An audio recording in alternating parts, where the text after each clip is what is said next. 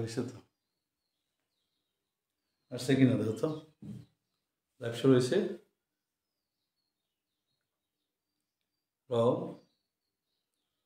তুমি আমার এই মোবাইলটাতে একটু চেক করে তো দেখো, এই মোবাইলটাতে তোমার দাদার মোবাইলটাতে চেক করো। আসসালামু আলাইকুম। আজকে যদিও দুইটাই লাইভে আসার কথা ছিল, আমার বাসায় যেহেতু আমি ক্লাস নিতে যাচ্ছি, আমার বাসায় এগুলি সেটিং করতেছি, এই যে বোর্ড নিয়ে আসছি। এখন আসলে লাইভ ক্লাসটা এই রমজান মাসে যেহেতু একটু সুযোগ আসে, যদিও রমজান মাস ইবাদতের মাস, আমরা রমজান মাসে ইবাদত করব, তবুও যেহেতু স্কুল কলেজ এগুলি বন্ধ, তাই আমি চাচ্ছি একটা টপিকস নিয়ে একটা প্রতিদিন লাইভে আসবো, লাইভে সেই ক্লাসগুলি নেওয়ার জন্য। এর মধ্যে ইংলিশ গ্রামারের মধ্যে ন্যারেশন একটা খুবই গুরুত্বপূর্ণ গ্রামার, যদিও 6-7 আসে না, কিন্তু আমি 6-7-এর ছেলে মেয়েদেরকে আমি সেন্টেন্স আকারে যেই ন্যারেশনটা আছে ওইটা আমি তাদেরকে শিখিয়ে থাকি। তারপর 8 থেকে বাধ্যতামূলক, 8, 9, 10 আসছে কিনা।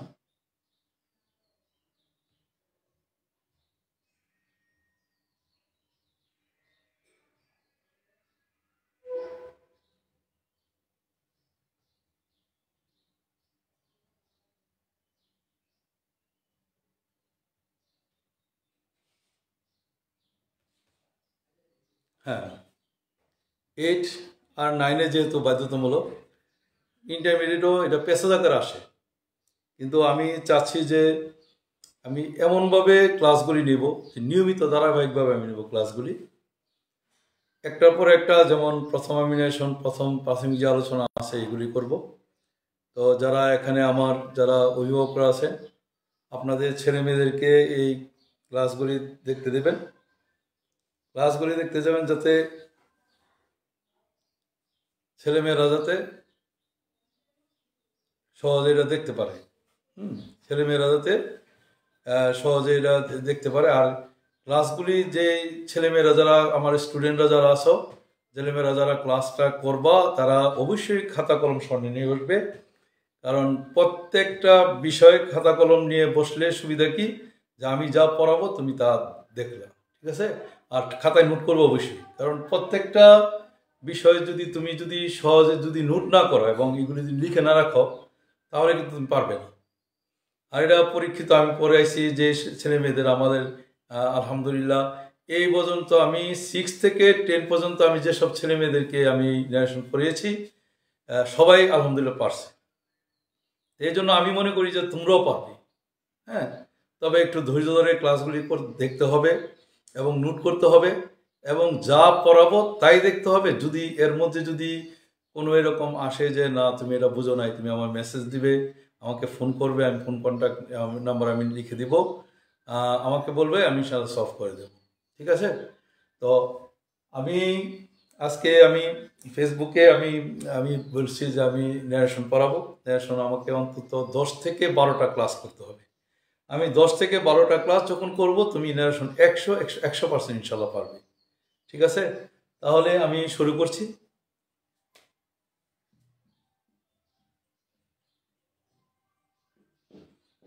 ন্যারেশন ন্যারেশন হচ্ছে ন্যারেশন হচ্ছে উক্তি। বাংলা যেটাকে আমরা বলি কি উক্তি, যে আমরা যখন বাংলা গ্রামার পড়ছি, যে আমরা বাংলা ব্যাকরণের মধ্যে পড়ছি যে প্রত্যক্ষ উক্তি পরোক্ষ উক্তি। তো ইংলিশও ঠিক এটাকে দুই ভাগে ভাগ করছে, একটা হচ্ছে প্রত্যক্ষ উক্তি আর একটা হচ্ছে পরোক্ষ উক্তি। সাউন্ডটা আসে কিনা সাহিল, আমি সাউন্ড আসে কিনা।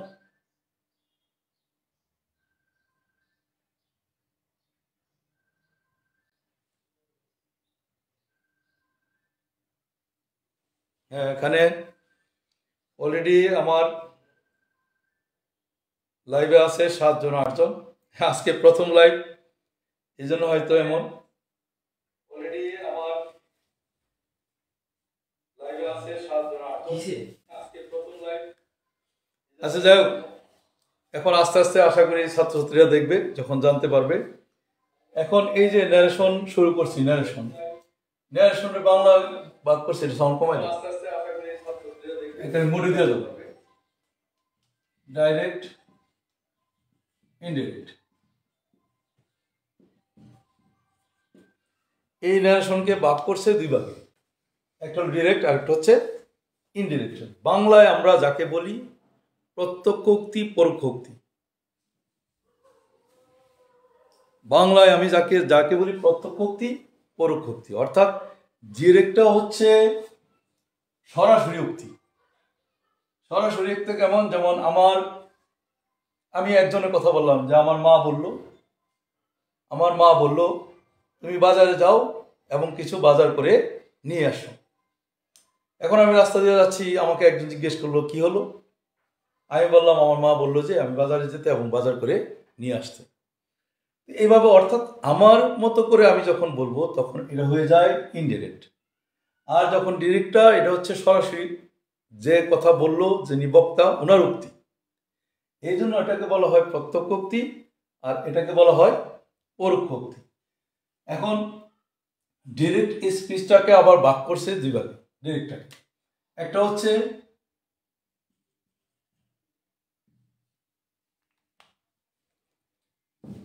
দুই ভাগে ভাগ করছে, যেমন ডিরেক্টটা হচ্ছে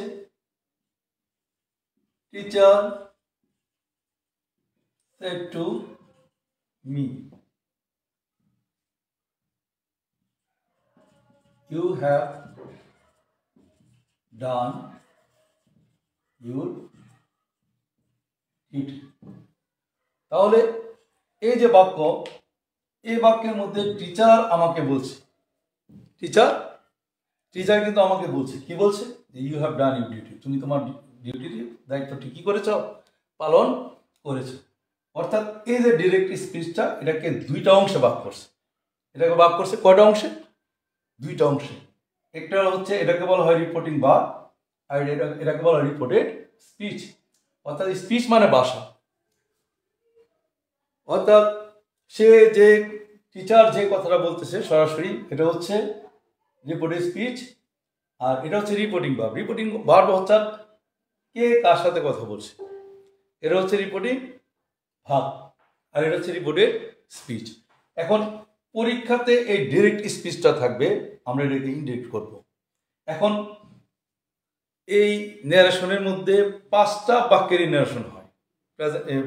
5টা বাক্য বলতে assertive sentence, interrogative sentence, imperative sentence, optative sentence, exclamatory sentence. ঠিক এই 5টা বাক্যেরই ন্যারেশন হয় এবং 5টারই 5 ধরনের নিয়ম আছে, এক একটার এক এক ধরনের নিয়ম আছে। আমরা প্রত্যেকটা নিয়ম আমরা প্রাথমিক অবস্থায়, আমি প্রথমেই বলছি যে ন্যারেশন একবারে প্রথম, অর্থাৎ তোমার মাথায় ধরো কিচ্ছু নাই ন্যারেশন, অর্থাৎ তুমি কিচ্ছু জানো না। আজ থেকে তুমি ন্যারেশন শুরু করবে, আমি একটার পর একটা স্টেপ বাই স্টেপ তোমাকে পড়িয়ে যাব। আশা করি ইনশাল্লাহ তুমি অবশ্যই পারবে। এখন teacher said to me you have done your duty, অর্থাৎ এটা হচ্ছে রিপোর্টিং ভার্ব, এটা হচ্ছে রিপোর্টিং স্পিচ। এটাকে আমরা বলবো রিপোর্টিং ভার্ব, ওকে, আর এটাকে বলবো রিপোর্টেড স্পিচ। অর্থাৎ এগুলি আমরা সংক্ষেপে কি করবো, এটা প্রকাশ করবো। এটাকে আমরা সংক্ষেপে লিখবো রিপোর্টিং ভার্ব, এটাকে বলবো বারে রিপোর্টেড স্পিচ।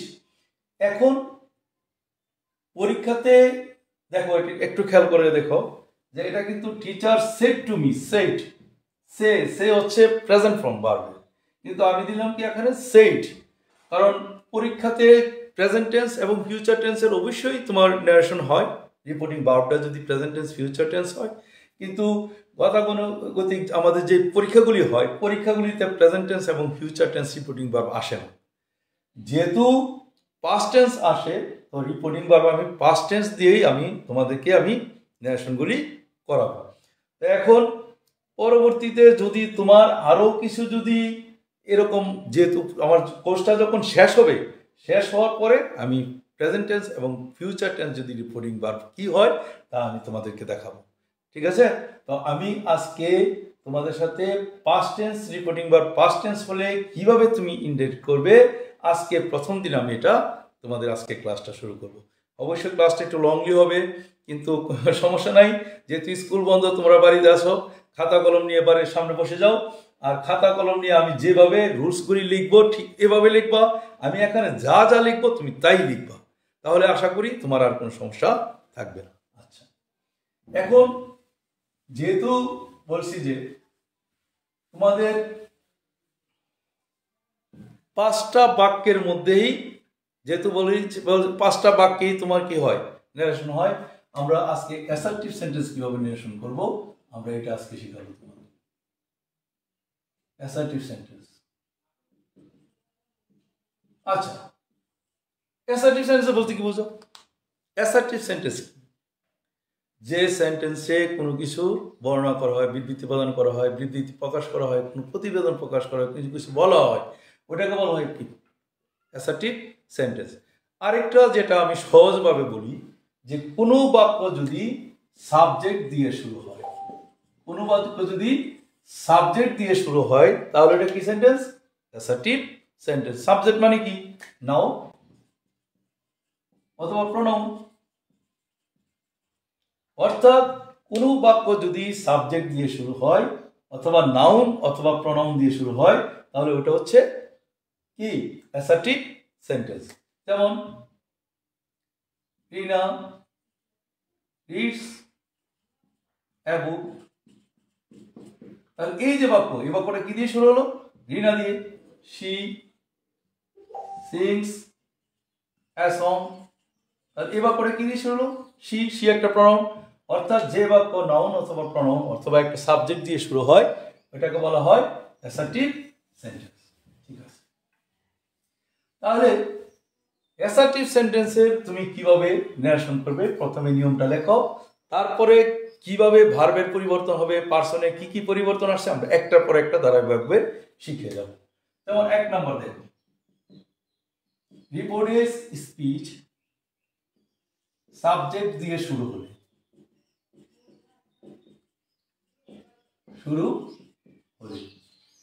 ইনডাইরেক্ট করতে।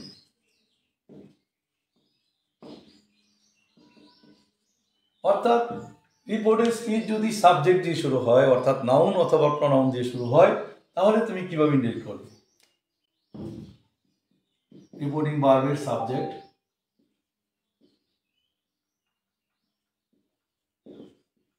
প্লাস সেড টু উঠে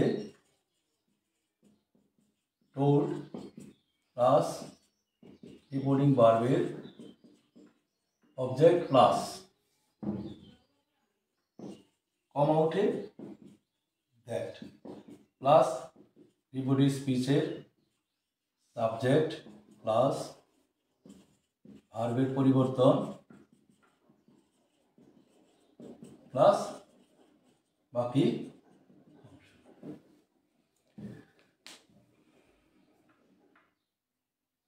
আচ্ছা, তাহলে দেখো তোমরা যে অ্যাসার্টিভ সেন্টেন্স দিয়ে যখন অ্যাসার্টিভ সেন্টেন্সকে তোমরা কিভাবে ইনডাইরেক্ট করবে, এখানে কিন্তু বলছি যে রিপোর্টের স্পিচ যদি সাবজেক্ট দিয়ে শুরু হয় ইনডাইরেক্ট তুমি কিভাবে করবে। যেমন হাসান said to me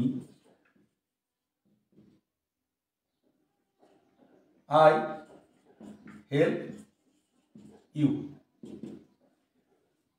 তাহলে হাসান আমাকে বললো যে আমি তোমাকে সাহায্য করব। তাহলে এখানে হাসান রিপোর্টিং ভার্বের সাবজেক্ট, সেড টু এখানে সেড ভার্ব, মি রিপোর্টিং ভার্বের অবজেক্ট, এখানে ইনভার্টেড কমা শুরু হয়েছে, এটা হলো রিপোর্টিং স্পিচ। তারপরে এখানে আই হেল্প ইউ, এটা হচ্ছে পুরা রিপোর্টিং স্পিচের অংশ। অর্থাৎ হাসান আমাকে বললো যে আমি তোমাকে সাহায্য করব। এখন যেহেতু বাক্যটা সাবজেক্ট দিয়ে শুরু হয়েছে, এটা কি নাউন অথবা প্রোনাউন, বলছি যে নাউন অথবা প্রোনাউন দিয়ে শুরু হয় তাহলে এটা কি? সাবজেক্ট। আচ্ছা, এখন যেহেতু আই তোমার সাবজেক্ট দিয়ে শুরু হয়েছে তাহলে আমরা এই নিয়মে কি করবো? এটা পরিবর্তন করবো।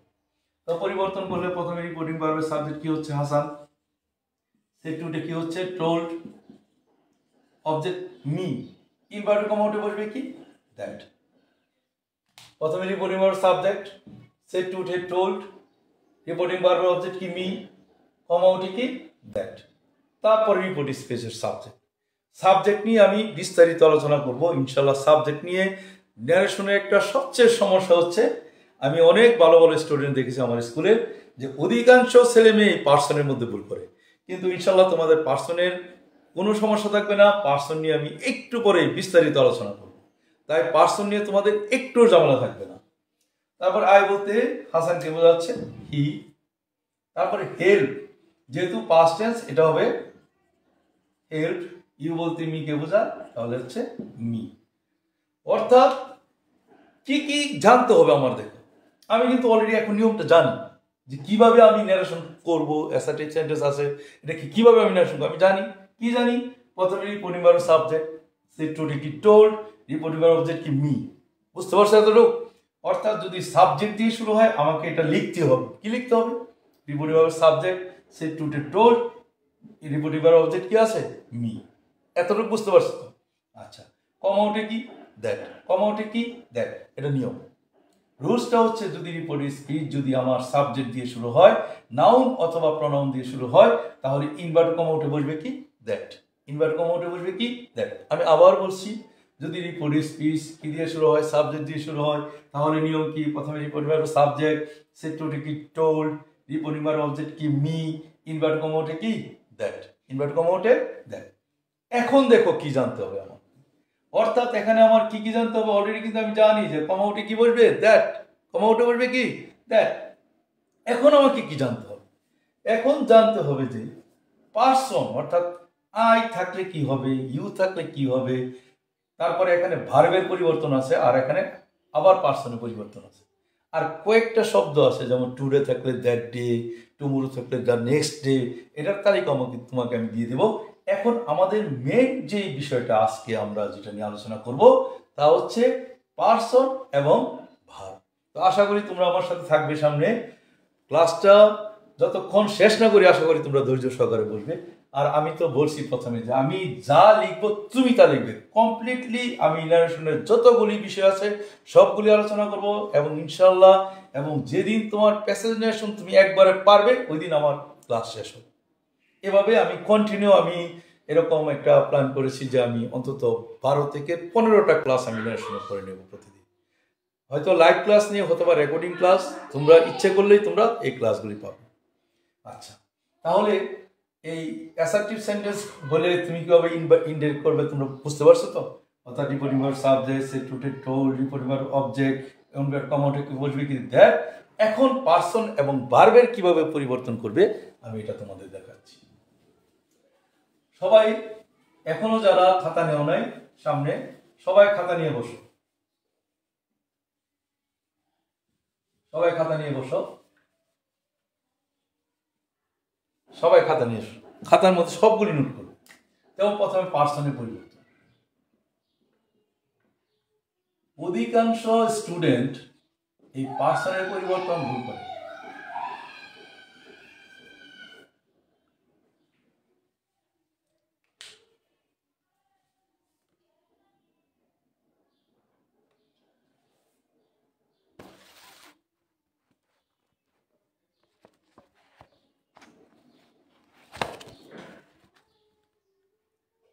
লেখা দেখা যাচ্ছে তো? আচ্ছা, পার্সনের পরিবর্তন। প্রথমে আমরা যেটা দেখব পার্সনের পরিবর্তন। আচ্ছা, পার্সন কত প্রকার? পার্সন হচ্ছে 3 প্রকার। একটা হচ্ছে রিপোর্টেড স্পিচে আই, মি, মাই থাকলে তা রিপোর্টিং ভার্বের সাবজেক্টকে ধরবে। অর্থাৎ পার্সন হচ্ছে 3 প্রকার, ফার্স্ট পার্সন, সেকেন্ড পার্সন আর হচ্ছে থার্ড পার্সন। সবাই জানো ফার্স্ট পার্সন হচ্ছে আই, মি, মাই অথবা উই, আস, আওয়ার। তো আই, মি, মাই থাকলে রিপোর্টিং ভার্বের সাবজেক্টকে ধরবে। কেমন? যেমন he said to me, he said to me I have done my duty. এই যে বাক্যটা he said to me I have done my duty, তাহলে রিপোর্টিং স্পিচে কি আছে? দুইটাই কিন্তু ফার্স্ট পার্সন, আই এবং কি মাই। এখন এই জন্য আমাকে একটা তালিকা জানতে হবে, যেমন I, me, my, we, us, our, you, you, she, her, he, him, his, they, them, their। যত মহিলা আছে সব she, যত পুরুষ আছে সব he। তাহলে এখানে দেখো, এটা হচ্ছে সাবজেক্ট, এটা হচ্ছে অবজেক্ট, এটা হচ্ছে পসিটিভ। যদি তুমি না বুঝো যে না স্যার সাবজেক্ট পসিটিভ অবজেক্ট আমার কি লাগে, ঝামেলা লাগে, ঝামেলা মনে হয়, তাহলে এটা তো ধরো এটা 1 নম্বর পার্সন, এটা 2 নম্বর, এটা কি 3 নম্বর সিরিয়াল আছে। তাহলে I, me, my, we, us, our, এই ছকটা তোমার সামনে থাকতে হবে। এই ছকটা তোমার সামনে রাখো যে এটা এটা আমি জানি, ফুল আমার সামনে আছে। এই ছকটাকে যখন তুমি সামনে রাখবে, এখন দেখো আমরা পার্সন পরিবর্তন করব। যেহেতু আমরা এর আগে শিখেছি যে হি সেড টু কি টোল্ড, মি ইনভার্টেড কমা কি দ্যাট, এটা তো পারো যে প্রথমে he said to told, me, তারপরে কি দ্যাট। এখন তুমি পার্সন দেখো, রিপোর্ট স্পিচের মধ্যে কি কি পার্সন আছে। এখানে একটা আই একটা পার্সন আর মাই একটা পার্সন। এখন উপরে আমি লিখছি যে কি রিপোর্ট স্পিচে আই, মি, মাই থাকলে তার রিপোর্টিং ভার্বের সাবজেক্টকে ধরবে। তার রিপোর্টিং ভার্ব কাকে ধরবে? সাবজেক্টকে ধরবে। তাহলে এখানে রিপোর্টিং ভার্ব সাবজেক্ট কি আছে? হি। অর্থাৎ আই বলতে কাকে ধরবে? হি। আই বলতে কাকে ধরবে? হি। হি সেড টু মি, সে আমাকে বলল আমি আমার কাজটি করেছি, আমি আমার কাজটি করেছি। আমি, সে আমাকে বলল আমি আমার কাজটি করেছি। তাহলে সে বলল আমি আমার, তাহলে কি আই। অনেক স্টুডেন্ট মনে করে যে মি মানে আই, সে কি লেখে আই লেখে, কিন্তু আই বলতে কিন্তু আমাকে বোঝাচ্ছে না, যে কথা বলতেছে তাকে বোঝাচ্ছে। তা আই বলতে কাকে বোঝাচ্ছে? হি। আই বলতে বোঝাচ্ছে কাকে? হি। তাহলে এখানে বলবে কি হি। হ্যাভের পরিবর্তে হ্যাভ বসবে, এটা পরবর্তীতে আসছে আমি দেখাবো। ডান। এখন মাই, মাই বলতে কাকে বোঝাচ্ছে? মাই বলতে কিন্তু আই, মি, মাই থাকলে রিপোর্টিং ভার্বের সাবজেক্টকে দেবে। এটা কিন্তু রিপোর্টিং ভার্বের সাবজেক্ট। এখানে রিপোর্টিং ভার্বের সাবজেক্ট কি? হি। আর অবজেক্ট কি? মি। তাহলে হি কে যদি নির্দেশ করে তাহলে I, me, my, I, me, my, যেহেতু এটা আছে কি পসেসিভে 3 নম্বরে, তাহলে এই যে হি, হি এর 3 নম্বর কি? হি এর 3 নম্বর কি? হিস। হি এর 3 নম্বর কি? হিস। তাহলে এখানে দেখ হিস ডিউটি। ওকে। অর্থাৎ subject object possessive I, me, my, যেহেতু এখানে আই বলতে হাসানকে হি কে বোঝায় হি, আর মাই বলতে যেহেতু হি কে বোঝায় তাহলে কি হিস। তাহলে কি হিস। আশা করি বুঝতে পারছো তোমরা। আমি আবার বলি, অর্থাৎ রিপোর্টেড স্পিচের মধ্যে যদি ফার্স্ট পার্সন থাকে, আই, মি, মাই থাকে, তাহলে তার রিপোর্টিং ভার্বের সাবজেক্ট অনুযায়ী বসে। এখন হি না, এখানে ধরো রিনা, এখানে ধরো Rina, Rina said to me, Rina said to me, Rina আমাকে বলছে, তাহলে Rina said to me, Rina told me that. এখন আই বলতে কাকে বোঝাচ্ছে? আই বলতে কাকে বোঝাচ্ছে? আই বলতে যেহেতু আই, মি, মাই থাকে রিপোর্টিং সাবজেক্টকে নির্দেশ করে, আই বলতে কাকে বোঝাচ্ছে? রিনাকে। তাহলে রিনার পরিবর্তে বসবে কি শি। যেহেতু রিনা মহিলা, এই রিনার পরিবর্তে বসবে কি শি। যদি শি বসে তাহলে শি হ্যাড ডান মাই, মাই, রিনার মাই কি কত নম্বর আছে? 1 2 3, অর্থাৎ সাবজেক্ট অবজেক্ট পসেসিভ। তাহলে রিনার পসেসিভ কি হার, রিনার পসেসিভ কি হার। তাহলে এখানে আমি হার বসবো, তাহলে এখানে বলবে কি। অর্থাৎ আই, মি, মাই থাকলে রিপোর্টিং ভার্বের সাবজেক্ট অনুযায়ী বসবে। সাবজেক্ট যে ব্যক্তি ওইটাই বসবে। ঠিক আছে। যেমন এখন ধরো তোমার এখানে মি না, এখানে ধরো আছে রিনা, আর এখানে ধরো আছে আই। অর্থাৎ আমি রিনাকে বলছি, আই টোল্ড রিনা দ্যাট। এখন I have done my duty. তাহলে আই বলতে কাকে বোঝায়? রিপোর্টিং ভার্বের সাবজেক্টকে বোঝায়। সাবজেক্ট কি এখানে আই, তাহলে এখানে বলবে কি আই, এখানে বলবে কি মাই। অর্থাৎ কোনো পরিবর্তন হবে না, কারণ আই বলতে কাকে বোঝায়? আইকেই বোঝাচ্ছে। তো আশা করি এতটুকু বুঝতে পারছো। অর্থাৎ রিপোর্টিং স্পিচে যদি আই মি মাই থাকে তাহলে তার রিপোর্টিং ভার্বের সাবজেক্টকে ধরবে। এটা তোমরা নোট করে রাখতে পারো। নোট করে রেখে নিচে উদাহরণটা লেখো, যে কোনো একটা উদাহরণ লেখো যাতে পরবর্তী বুঝতে পারো। এখন দেখো 2 নম্বর, রিপোর্টিং স্পিচ যদি আই মি মাই না থাকে, রিপোর্টিং স্পিচ যদি ইউ অথবা ইউর থাকে, তার রিপোর্টিং ভার্বে অবজেক্টকে ধরবে। রিপোর্টিং ভার্ব কাকে ধরবে? অবজেক্টকে ধরবে। পুরোটা মুছে দিচ্ছি।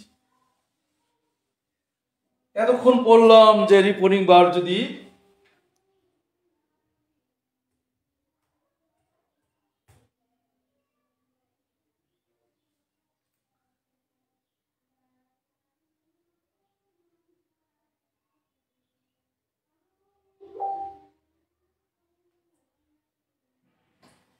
এতক্ষণ আমরা দেখলাম যে রিপোর্টের স্পিচ যদি আই মি মাই থাকে তাহলে, আর এখন আমরা দেখব রিপোর্টের স্পিচে যদি ইউ ইউর থাকে। তো আমরা তো জানি যে ইউ ইউর হচ্ছে সেকেন্ড পারসন, ইউ ইউর হচ্ছে কি সেকেন্ড পারসন। অর্থাৎ ইউ ইউর সেকেন্ড পারসন যদি হয় তাহলে তা রিপোর্টিং ভার্বের অবজেক্টকে ধরবে। তাহলে রিপোর্টিং ভার্ব অবজেক্টকে ধরবে, যেমন রিনা said to Hassan, I help you in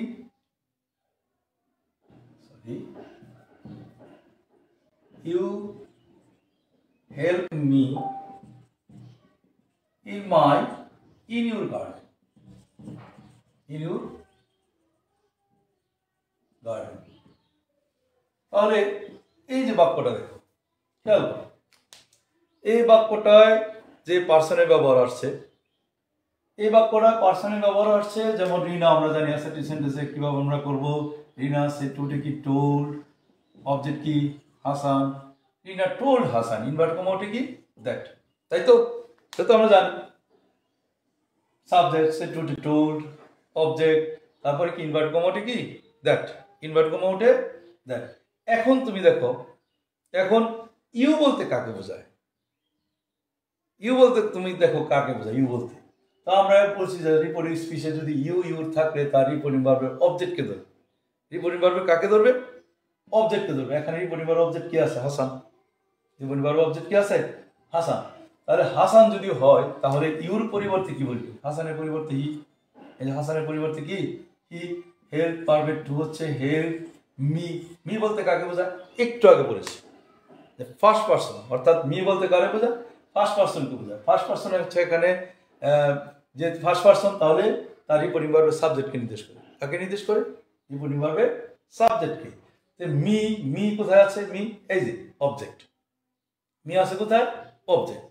অথবা যদি তুমি নাম্বার 1 2 3, মি কোথায় আছে? 2 নম্বরে। তাহলে মি বলতে যদি রিনাকে বোঝায় তাহলে রিনার 2 নম্বর কি? অর্থাৎ রিনার অবজেক্ট কি? হাত। রিনার অবজেক্ট কি? এই যে হাত। তাহলে এখানে বলবে কি? হাত। এখানে বলবে হাত। ইউর বলতে কাকে বোঝায়? ইউর বলতে বোঝায় হাসানকে, যেহেতু এখানে লেখা আছে স্পষ্ট। রিপোর্টিং স্পিচে যদি ইউ অথবা ইউর থাকে তাহলে তার রিপোর্টিং ভার্বের অবজেক্টকে ধরবে। তাহলে রিপোর্টিং ভার্বের অবজেক্ট এখানে কি আছে? হাসান। হাসান যদি হয় তাহলে হিজ ভার্ব। অর্থাৎ এখানে ইউর যদি হয়, ইউর বলতে যদি হাসানকে বোঝায়, এই যে হাসানের 3 নম্বর কি আছে? এই যে হিজ পসেসিভ। হাসানের পসেসিভ কি আছে? হিজ। তাহলে ইউরের জায়গায় হবে কি? হিজ। ইউরের জায়গায় হবে কি? হিজ। আমি আবার বলছি, তোমরা আবার খেয়াল করো, আমি আবার বোঝাচ্ছি। প্রথমে রিপোর্টিং ভার্বের সাবজেক্ট রিনা, সেড টুটে কি টোল্ড, রিপোর্টিং ভার্ব অবজেক্ট কি হাসান, ইনভার্টেড কমাতে কি দ্যাট। ইউ বলতে কাকে বোঝায়? হাসানকে। ইউ বলতে বোঝায় কাকে? হাসানকে। তার মানে হি। হাসানের পরিবর্তে প্রনাউন বসবে কি? হি। যেহেতু একটা বাক্যের মধ্যে এখানে হাসান, আবার তুমি এখানে হাসান বসাতে পারো না। হাসানের পরিবর্তে একটা কি বসাবে? প্রনাউন। তাহলে ইউ বলতে বোঝায় হাসানকে, হাসানের পরিবর্তে হি।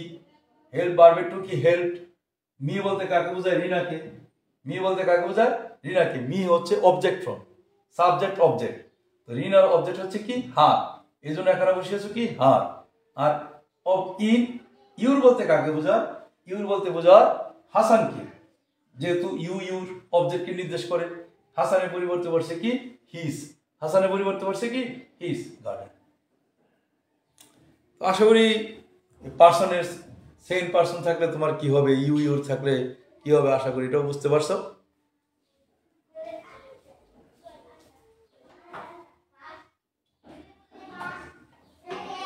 ক্লাস নিতে চাইছিলাম, এই কোনো হুইসেল লাগি।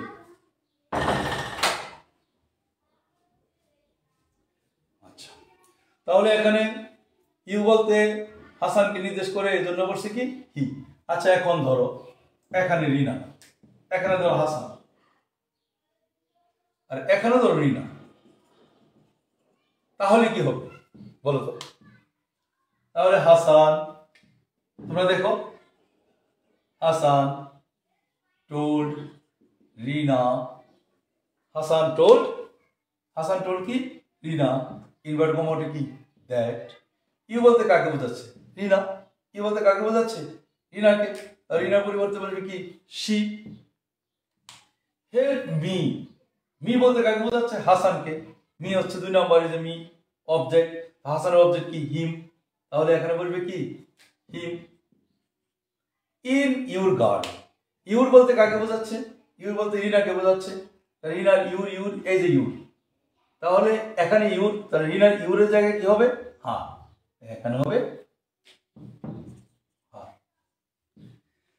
তো আশা করি পার্সনের ব্যাপারটা বুঝতে পারছো তোমরা। অর্থাৎ পার্সন এই গুরুত্বপূর্ণ জিনিস হচ্ছে আই, ইউ, রিনা, হাসান, এই 4টা জিনিস গুরুত্বপূর্ণ। যদি আই, মি, মাই থাকে সাবজেক্ট অনুযায়ী বসবে, যদি ইউর থাকে অবজেক্ট অনুযায়ী বসবে, আর যদি থার্ড পার্সন থাকে। 3 নাম্বার রিপোর্টিং স্পিচে থার্ড পার্সন। থার্ড পার্সন কি? আই, উই, মি, মাই, আর ইউর, এই আই, উই, ইউ, এই 3টা বাদ দিয়ে যা আছে সব কি পার্সন? Third person. যদি থার্ড পার্সন থাকে তার রিপোর্টিং পারবে কাউকে ধরবে না। যদি রিপোর্টিং স্পিচে থার্ড পার্সন থাকে তার রিপোর্টিং পারবে কাউকে ধরবে না, অর্থাৎ কোনো পরিবর্তন হবে না। যেমন তোমরা দেখো, Hasan said to Rina, Hasan said to Rina, he helps his father, সে তার বাবাকে কি করে সাহায্য করে। ইনভার্ট কমোটে কি দ্যাট, ইনভার্ট কমোটে দ্যাট। হি বলতে হাসানকে বোঝাচ্ছে না, রিনাকে বোঝাচ্ছে না। হি হচ্ছে থার্ড পার্সন, অর্থাৎ এখানে ও অ্যাবসেন্স, সে এখানে কি নাই, এই জন্য হাসানকে বোঝাচ্ছে না, রিনাকে বোঝাচ্ছে না। তাহলে হি এখানে বলবে কি হি। হেল্পের ভার্বের 3 হচ্ছে হেল্পড, ভার্বের 2 হেল্পড, হিজ, হিজ বলতে কাউকে বোঝাচ্ছে না, ফাদার। অর্থাৎ যদি থার্ড পার্সন থাকে তাহলে রিপোর্টিং ভার্বে কাউকে ধরবে না। ওকে, আচ্ছা, এখন তাহলে পার্সনের আমি একটা উদাহরণ দিচ্ছি, তোমরা যার সামনে খাতা নিয়ে বসো, অথবা যদি তোমরা ক্লাসটা নাও দেখে থাকো, ক্লাসটা রেকর্ড থাকবে, এই ক্লাসটা তোমরা দেখবে, আমি যা যা করাচ্ছি তা তোমরা খাতায় লিখবে, এবং যা যা এক্সারসাইজ করাচ্ছি এটাও তোমরা খাতায় লিখে নিজের উত্তর লিখবে। যেমন ধরো, রিনা said to Hasan, I am waiting for you in my garden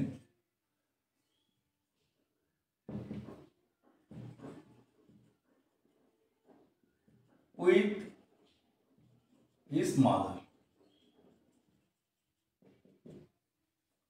তাহলে এই যে বাক্যটা দেখো, পুরোটা বাক্য দিয়েছি তোমার পার্সনের পরিবর্তন, আই, ইউ, মাই, হিজ। অর্থাৎ এই যে 4টা পার্সন, এই পার্সনের কি পরিবর্তন হবে? তাহলে প্রথমে নিয়ম অনুযায়ী Rina said to told, Hasan invert কমোটে কি দ্যাট। ওকে, ঠিক আছে, অর্থাৎ রিনা টোল্ড হাসান দ্যাট। এখন আই বলতে কাকে বোঝায়? আই বলতে ফার্স্ট পারসন থাকলে সাবজেক্টকে নির্দেশ করে। আই বলতে কারে বোঝায়? রিনাকে। রিনার পরিবর্তে কি? শি। অ্যামেজারের পরিবর্তে কি হবে? ওয়াজ, ওয়েটিং ফর।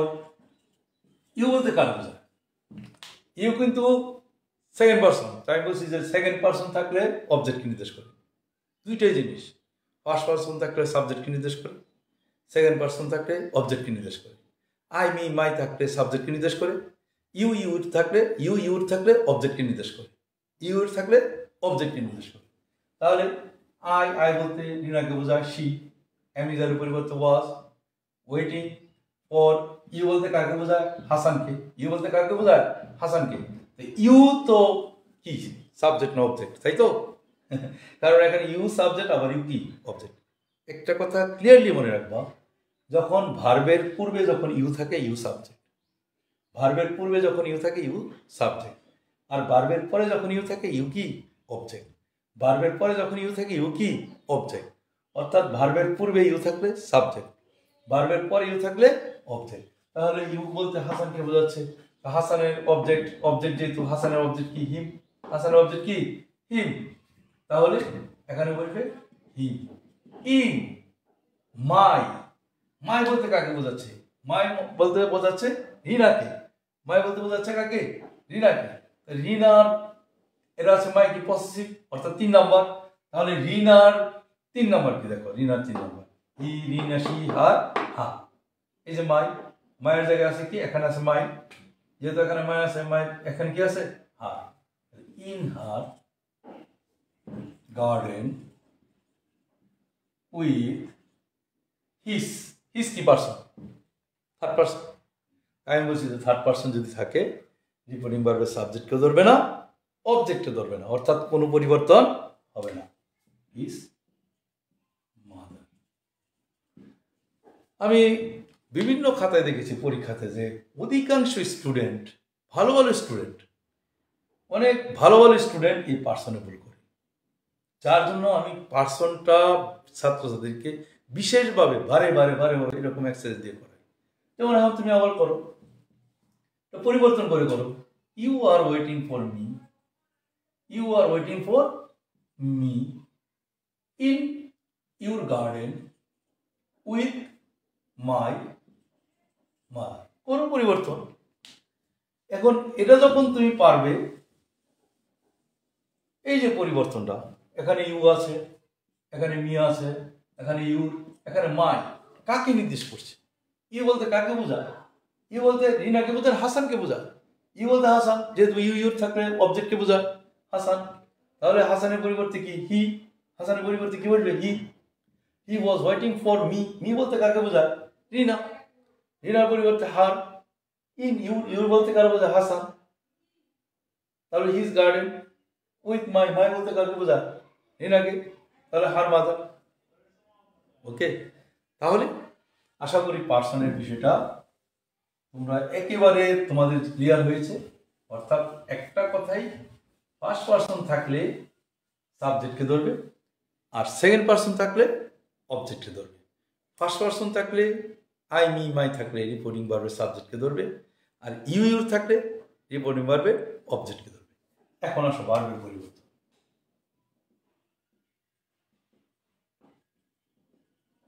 দেখা যায় কিনা আমি একটু দেখি, দেখা যায় কিনা।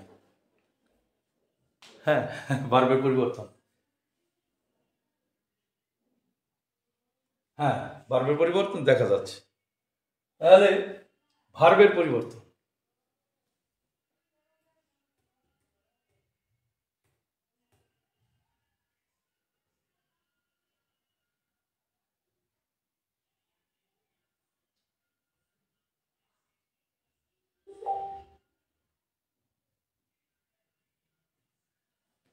দেখো ভার্বের পরিবর্তন, ডিরেক্টে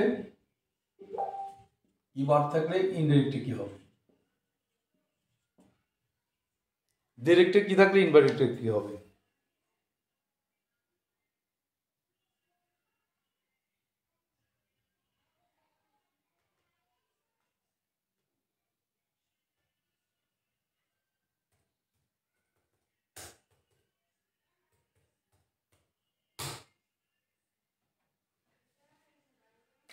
যেমন ডিরেক্টে যদি ভার্বের ওয়ান থাকে, ইনডিরেক্টে হবে ভার্বের টু। ডিরেক্টে ডু নট, ডাজ নট থাকলে হবে ডিড নট। ডিরেক্টে অ্যাম ইজ আর থাকলে হবে ওয়াজ আর। ডিরেক্টে হ্যাভ এস থাকলে হবে হ্যাড। ডিরেক্টে ভার্বের টু থাকলে হবে হ্যাড প্লাস ভার্বের থ্রি।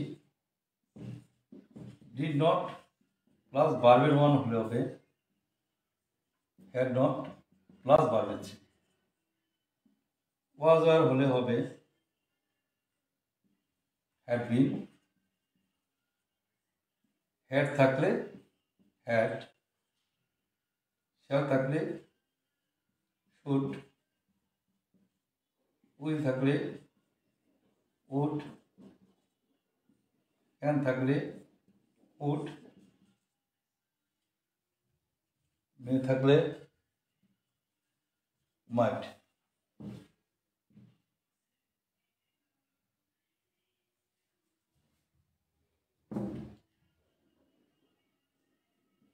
উড থাকলে উড, মাইট থাকলে মাইট। অর্থাৎ এগুলি কোনো পরিবর্তন হবে না। মাস্ট থাকলে হবে একটু।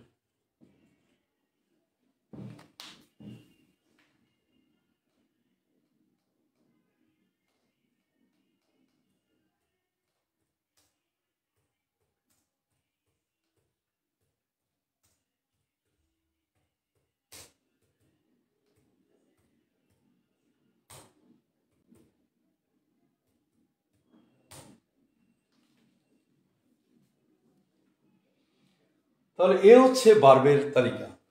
বিভিন্ন বইয়ে বিভিন্ন ধরনের আছে। কেউ বলে যে প্রেজেন্ট ইনডিফিনিট থাকলে পাস্ট ইনডিফিনিট, প্রেজেন্ট কন্টিনিউয়াস থাকলে পাস্ট কন্টিনিউয়াস, অনেক কঠিন ব্যাপার। অর্থাৎ আবার টেন্সের ভাবনায় পড়ে যাবে, কোন টেন্স থাকলে কী পরিবর্তন, হ্যাঁ কী জানি, হ্যাঁ ভুল হইতে পারে। কিন্তু আমার জানা, আমি যতদূর আমার মনে হচ্ছে, আমি ছেলে মেয়েদেরকে আমি এভাবেই পড়াই। অর্থাৎ কোনো চিন্তা করার কোনো দরকার নাই। তুমি যখন দেখবা যে ভার্বের ওয়ান আছে, তুমি ইনডিরেক্টে ভার্বের টু দিয়ে দাও। যেখানে দেখবা ডু নট ডাজ নট আছে, ওইখানে ডিড নট দিয়ে দাও। যেখানে অ্যাম ইজ আর আছে, ওয়াজ আর দিয়ে দাও। হ্যাভ হ্যাজ আছে, ঠিক ওই জায়গায় হ্যাড দিয়ে দাও। অর্থাৎ টেন্স নিয়ে তোমার কোনো ভাবনা চিন্তা করতে হবে না। ডিরেক্টে তোমার এই ভার্বগুলি থাকলে ইনডিরেক্টে শুধু এই ভার্বগুলি বসিয়ে দেবে, শুধু এবার। যেমন হি সেড,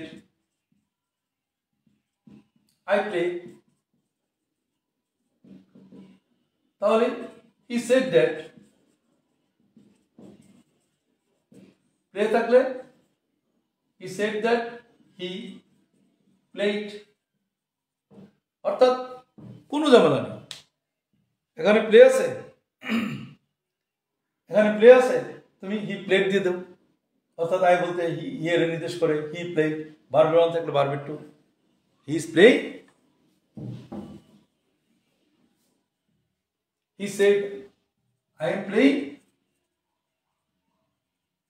সমস্যা নেই। হি সেড দ্যাট, আই বলতে কাকে বোঝায়, হি অ্যাম ইজ আর থাকলে শুধু কি ওয়াজ আর, বাকি অংশ। অর্থাৎ টেন্স নিয়ে তোমার কোনো ভাবনা নেই। আমার ন্যারেশনের টেন্স নিয়ে কোনো চিন্তা করতে হবে না। এখানে যা যা ভার্ব আছে ঠিক ওই জায়গায় আমি ওই ভার্ব আমি বসিয়ে দেব, শেষ। তাহলে এইভাবে আমরা এই ভার্বের পরিবর্তনগুলি করি। অর্থাৎ যেখানে ভার্বের টু আছে, তখন ভার্বের two, he said I played, ভার্বের two, he said that he played, had অর্থাৎ ভার্বের টু, হেড প্লাস ভার্বের থ্রি, হ্যাড প্লেড। এখন আমি যদি বলি যে না পাস্ট ইনডিফিনিট থাকলে পাস্ট পারফেক্ট হবে, সবাই সমান না, হয়তো পাস্ট পারফেক্ট ভুলে গেলাম, যে স্ট্রাকচার মনে আসতেছে না, এরকম হইতে পারে। এই জন্য সবচেয়ে সোজা করে পড়ায় কি, যে ভার্বের টু যদি থাকে হ্যাড প্লাস ভার্বের থ্রি, যদি হ্যাড থাকে হ্যাড, যদি ওয়াজ আর থাকে হ্যাড বিন, যদি ভার্বের টু থাকে হ্যাড হ্যাভ এস, যে জায়গায় শুধু হ্যাড, হ্যাভ এস থাকলেই হ্যাড। তাহলে এই যে চারটা দিলাম, এই চারটা খাতায় অবশ্যই নোট করবে। তাহলে এখন তুমি দেখো, তাহলে কিন্তু আমার আর কোনো ঝামেলা নেই। অর্থাৎ ভার্বের ওয়ান থাকলে ভার্বের টু হবে, আমি ভার্বও জানি, আমি এখন পার্সনের পরিবর্তনও জানি, আমি কিভাবে অ্যাসার্টিভ সেন্টেন্সটাকে আমি কিভাবে ইনডাইরেক্ট করবো আমি এটাও জানি। তাহলে কিন্তু এখন আমি তোমাকে যে কোনো বাক্য দেই অ্যাসার্টিভ সেন্টেন্সের, তোমার কিন্তু ওই বাক্যই তোমার হয়ে যাবে। তবে এর মধ্যে একটু ব্যতিক্রম আছে। ব্যতিক্রমটা হচ্ছে, তুমি নোট করে রাখতে পারো, চিরন্তন সত্য বাক্য থাকলে টেন্সের পরিবর্তন হবে না।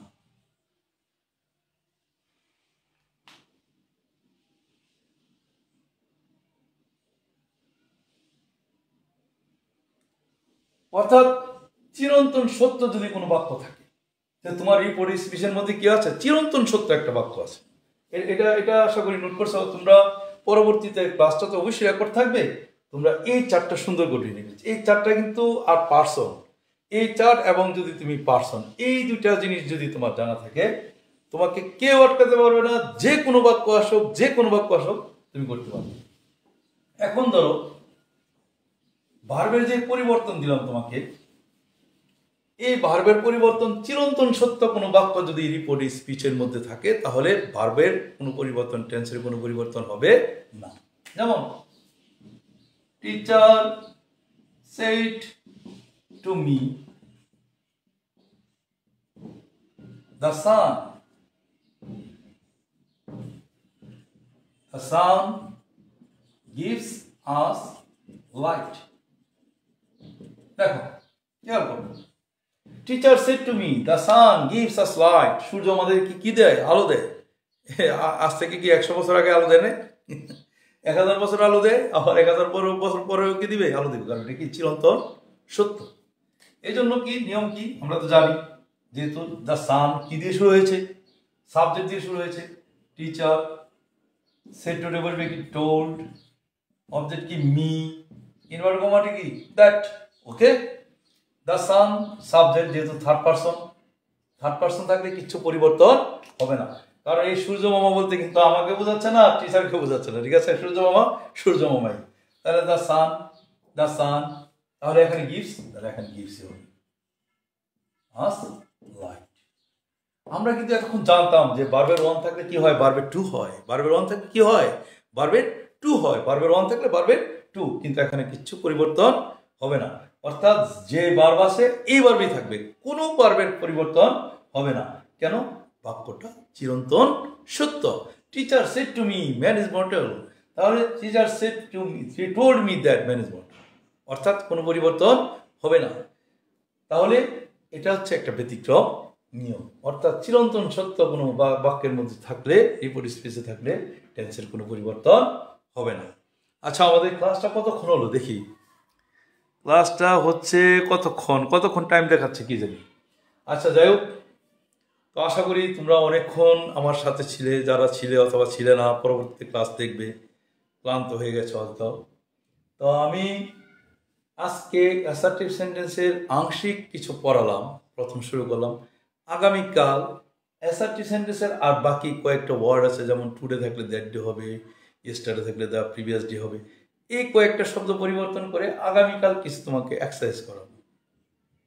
অ্যাসার্টিভ সেন্টেন্সের সাথে অন্যান্যগুলির মোটামুটি একটা সম্পর্ক আছে। তুমি যদি অ্যাসার্টিভ সেন্টেন্সের ন্যারেশন পারো, তাহলে অন্যান্য সেন্টেন্সের ন্যারেশনও তোমার জন্য একবারে সহজ, যেহেতু এটার মধ্যেই বিস্তারিত আলোচনা এসে গেছে। এটার মধ্যে কি কি আলোচনা হচ্ছে? যেমন সেড টুডে টোল্ড বলবে, ইনভার্টেড কমা উঠে দেশ বলবে, তারপর ভার্বের একটা পরিবর্তন এসে গেছে, যা ইন্টারগেটিভ সেন্টেন্সের একই ভার্বের পরিবর্তন।